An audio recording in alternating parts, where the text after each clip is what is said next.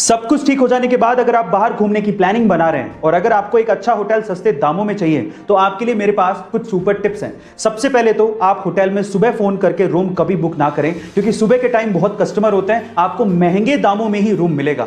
ज्यादा रात हो जाने पर भी रूम्स महंगे मिलते हैं, क्योंकि होटल वालों को पता होता है कि आपके पास कोई चॉइस नहीं है। तो फिर सस्ते रूम्स कब मिलते हैं? सस्ते रूम्स मिलते हैं शाम को 5 से लेके 7 बजे तक। तब सारे चेकआउट कर चुके होते हैं, रूम्स खाली होते हैं, आप तब बुक करिए, आपको सस्ता मिलेगा। इसके अलावा अगर आप ऑनलाइन बुक कर रहे हैं तो इससे अच्छा तो यह है कि आप ऑनलाइन डिस्काउंटेड प्राइस देख लीजिए, होटल को डायरेक्टली कॉल कीजिए, तब आपको वो रूम सस्ते दामों में भी मिल सकता है। गाइस, आपको ये सुपर टिप्स जान के कैसा लगा कमेंट सेक्शन में जरूर लिखिएगा। जब हमारा मोबाइल डिस्चार्ज होने लगता है तो हम लोग चार्जर को ढूंढने भागते हैं, लेकिन तब क्या हो जब आपको चार्जर मिले ही नहीं, या फिर आप ऐसी जगह पर हो जहां पर चार्जिंग सॉकेट हो ही नहीं, या फिर अगर इलेक्ट्रिसिटी ही ना हो तो क्या करोगे? ऐसी प्रॉब्लम का सॉल्यूशन निकाल रही है चाइना की लीडिंग मोबाइल कंपनी Xiaomi, जो कि एक ऐसा डिवाइस बना रही है जिससे सिर्फ आवाज के थ्रू आपका मोबाइल चार्ज हो सकेगा।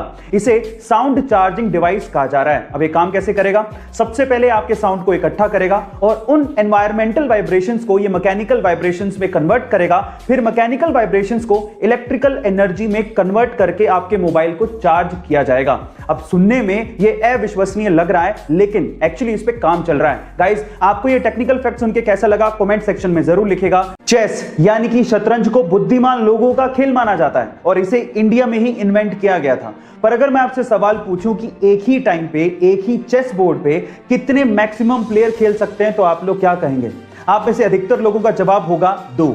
लेकिन इंडिया के भोपाल के रहने वाले आदित्य निगम ने 8 महीने की कड़ी मेहनत के बाद एक ऐसा चेस बनाया है जिसमें एक ही टाइम पे एक ही चेस बोर्ड पे 2 नहीं बल्कि 3 लोग आपस में खेल सकते हैं। मजे की बात यह है कि इसमें कोई एक प्लेयर बाकी दोनों प्लेयर को एक साथ हरा भी सकता है, और इस 3 प्लेयर चेस का नाम आदित्य निगम ने ट्राई विजार्ड रखा है। गाइस, दिमाग का खेल बनाने और उसे खेलने में हम भारतीयों का कोई सानी नहीं है। आपका इसके बारे में क्या ख्याल है कमेंट सेक्शन में जरूर लिखिएगा। ये बात है सन 1996 की, जब सौरभ गांगुली ने अपना टेस्ट डेब्यू इंग्लैंड के खिलाफ लॉर्ड्स के मैदान पे किया था और अपने पहले ही मैच में शतक ठोक के उन्होंने 131 रन की पारी खेली थी।